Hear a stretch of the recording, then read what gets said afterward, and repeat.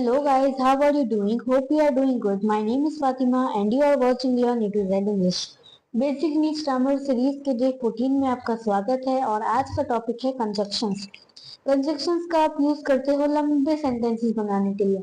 लंबे सेंटेंसेस का यूज ज्यादातर तो नहीं होता लेकिन कुछ जगहों पर होता भी है। जैसे कि आपने देखा होगा कि एक पैराग्राफ में से कोई एक सेंटेंस निकल के आता है तो वो सिर्फ पॉसिबल होता है कंजक्शंस की वजह से। इसलिए कंजक्शंस को सीखना बहुत ही ज्यादा जरूरी है एग्जामिनेशंस में, या फिर अगर आप इंग्लिश सीख रहे हो ब्रिटिश इंग्लिश के लिए या फिर स्पोकन इंग्लिश के लिए, तो सभी के लिए कंजक्शन बहुत ही ज्यादा इंपॉर्टेंट है। तो चलिए फिर बिना किसी देरी की शुरुआत करते हैं। एक बार फिर से रिमाइंड करवा दो कि ये सीरीज का अगर आपने एक भी डे मिस कर दिया है तो इस वीडियो को देखने के बाद सबके लिंक डिस्क्रिप्शन में है, आप वहां से जाकर देख सकते हैं। चलिए शुरू करते हैं हमारा डे 14 कंजक्शंस के साथ और सीखते हैं कुछ नया। डेफिनेशन से शुरुआत करेंगे हम कंजक्शंस की। कंजक्शंस होते क्या हैं? A conjunction is a word that joins two words, phrases और clauses in a sentence. Conjunction एक ऐसा वर्ड है जो जॉइंस करता है। जॉइंस का मतलब होता है जोड़ता है। इसको जोड़ता है टू वर्ड्स, दो वर्ड्स को, फ्रेजेस को या फिर क्लॉजेस को एक सेंटेंस के अंदर, उसको हम कहते हैं कंजक्शंस। कुछ एग्जाम्पल्स हैं यहाँ पे कंजक्शंस के मैंने लिख रखे हैं, वो देखिए। एंड, बट, और, so, although, if, so, that, no, sooner, no sooner, एक ही पेयर, एक्सेट्रा। तो ये सभी जो है वो आपके कंजक्शंस हैं। इसी तरह से बहुत ही सारे कंजक्शंस होते हैं। यहाँ पे मैंने कुछ ही लिख के रखे हैं। अब हम कुछ एग्जाम्पल्स देख लेते हैं, कुछ सेंटेंसेस देख लेते हैं ताकि आप अच्छे से समझ पाए। जैसे कि मैं कहूँ I eat butter and bread for breakfast, यानी कि मैंने नाश्ते में बटर और ब्रेड खाया था। तो दो क्लॉजेस को जोड़ने का काम कौन कर रहा है? एंड कर रहा है। ओके, दो सेंटेंसेस को या दो क्लॉज को जोड़ने का काम एंड कर रहा है और ये हमेशा सेंटेंसेस के बीच में आते हैं। Next one is I will go shopping और आई विल गो कैंपिंग। या तो मैं शॉपिंग के लिए जाऊंगी या फिर मैं कैंपिंग के लिए जाऊंगी। ऐसा भी, ये भी एक और काम करता है कंजक्शंस की आपको, कि अगर आपके सेंटेंसेस बहुत बड़े हैं तो ये इसको स्मॉल कर देता है। ये हम आपको देखेंगे। तो जैसे कि इसी सेंटेंस की अगर मैं बात करूं आई विल गो शॉपिंग, उसके बाद हम लिखेंगे फुल स्टॉप करके आई विल गो कैंपिंग, तो ये बहुत ज्यादा बड़ा सेंटेंस हो गया। लेकिन हमने इसको ऐसे ही शॉर्ट में लिख दिया आई विल गो शॉपिंग और आई विल गो कैंपिंग। या तो मैं शॉपिंग के लिए जाऊंगी या फिर मैं कैंपिंग के लिए जाऊंगी। तो कंजक्शंस का यूज करके हमारे सेंटेंसेस सुनने में भी अच्छे लगते हैं और हमारा काम भी इससे आसान हो जाता है। चलिए अब हम नेक्स्ट एग्जाम्पल देखते हैं। He is clever than I am. Then भी कंजक्शन है।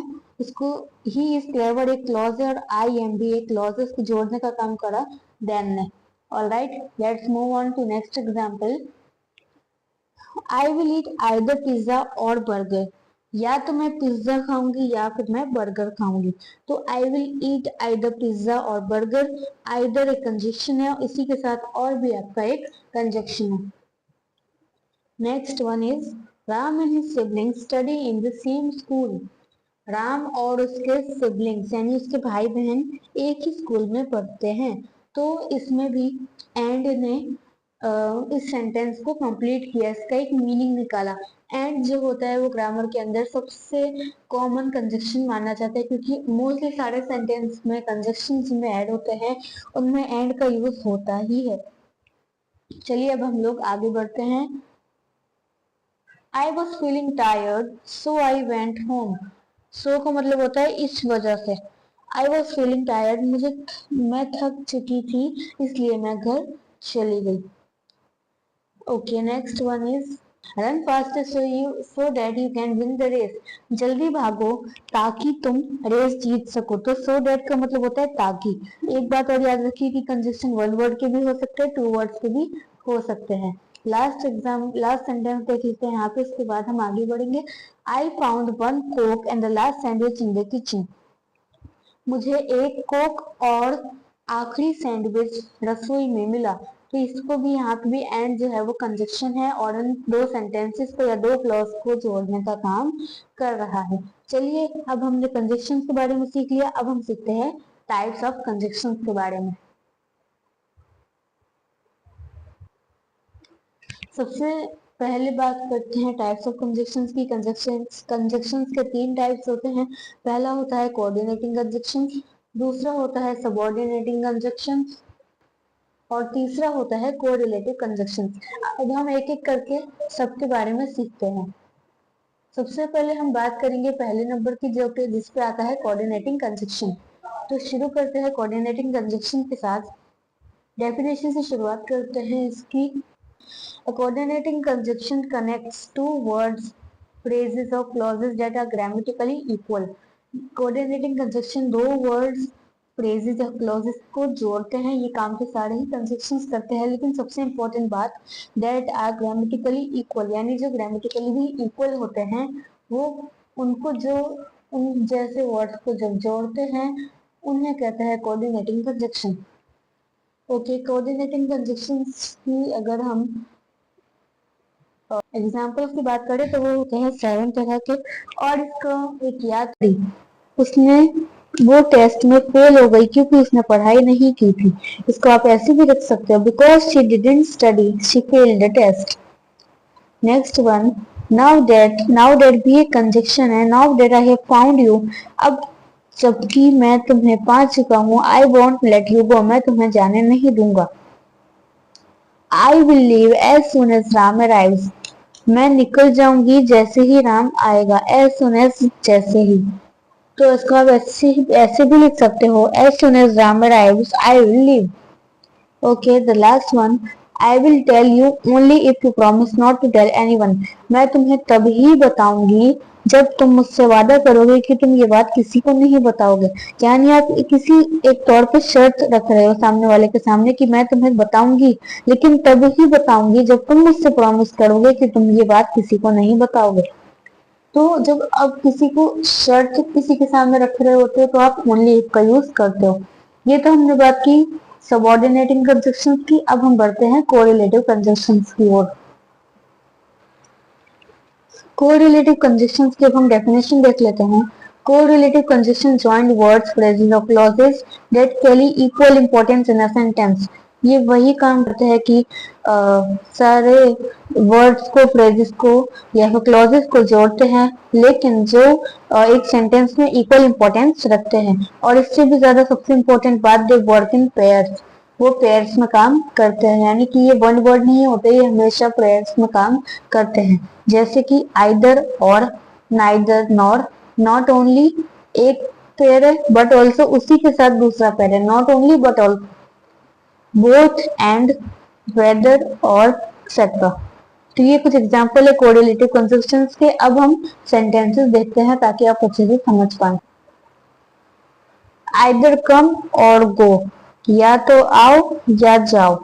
आइदर का मतलब होता है या तो, और का मतलब होता है या। तो आइदर कम और गो, या तो आओ या तो जाओ। Neither Ram nor Rohan is in the room, ना ही राम और ना ही रोहन कमरे में है। नाइदर का मतलब होता है ना ही। All right, I am not only a teacher but also a trainer, मैं सिर्फ एक टीचर ही नहीं, मैं सिर्फ एक अध्यापिका ही नहीं, बल्कि एक ट्रेनर भी हूँ। तो I am not only a teacher but also a trainer. Next example, both my sister and my mother are teachers. आप सपोज कह रहे हो किसी से मेरी बहनें और मेरी मम्मी दोनों ही टीचर है, तो आप कहोगे both my sister and my mother are teachers, मेरी दोनों बहनें और मेरी माँ टीचर है यानी अध्यापिका है। I ate both the apple and the guava. I ate both the apple and the guava.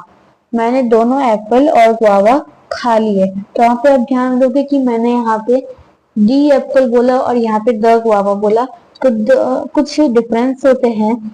जब आप वॉवल के पहले द लगाते हो तो उसको आप डी प्रोनाउंस करते हो, और जब आप कॉन्सोनेंट के साथ द लगाते हो तो उसको आप ड प्रोनाउंस करते हो। तो ये डिफरेंस है जो कि आपको याद रखना है। क्या डिफरेंस बताया मैंने कि जब आप वॉवल के साथ वॉवल से पहले डी द लगाते हो तो उसको हम डी प्रोनाउंस करते हैं, और जब आप कॉन्सोनेंट के साथ द लगाते हो तो उसको हम द प्रोनाउंस करते हैं। और ओके, तो अब लास्ट एग्जांपल पे बढ़ते हैं। I don't know whether she is here और देयर।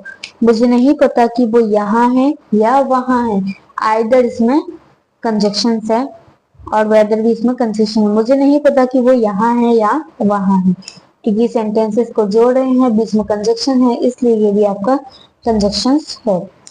तो इसी के साथ साथ हमने आज की इस वीडियो में कंजक्शंस के बारे में भी सीख लिया है। आई होप गाइस आपको बहुत ही ज्यादा मजा आया होगा आपकी वीडियो में। अगर आपको मजा आया होगा तो प्लीज वीडियो को लाइक जरूर कीजिएगा। एक रिक्वेस्ट और करती हूँ कि अगर चैनल पर नए हैं तो सब्सक्राइब जरूर कीजिए, बेल आइकन को प्रेस करना मत भूलिए, ताकि आप ऐसी ही वीडियोस को देखना ना भूलें। मैं मिलूंगी आपसे डे 15 में इंटरजेक्शंस के साथ, वो भी वीडियो देखना मत भूलिएगा।